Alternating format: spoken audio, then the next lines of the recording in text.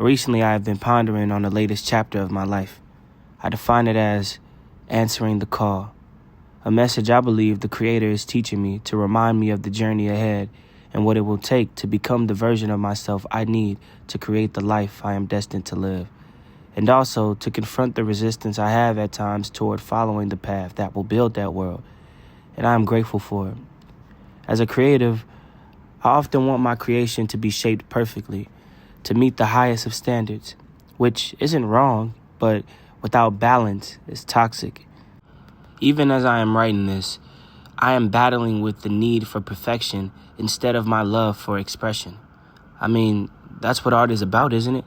Sure, intention is involved in the process of creating anything meaningful, but when we neglect flow, we rob ourselves of the gift of being human, nature at its purest form.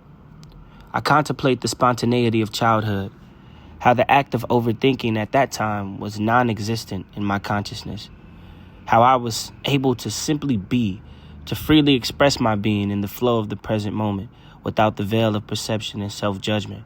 I could be authentic. Lately, I have had the passion for doing these videos, these talks with my tribe, which before having the idea of writing down my thoughts then recording them required me to just set up my camera and start talking. That was and is at the moment uncomfortable to do at times because of the urge to quote unquote say the right thing to best articulate what I think. I wonder, does this make sense?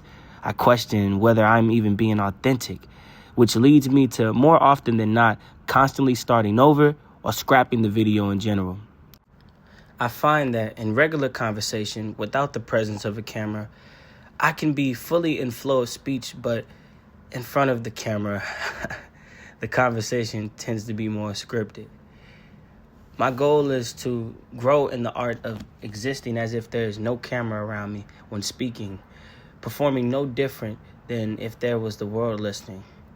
Whether in music, whether in these tribe talks, I just want to be a vessel.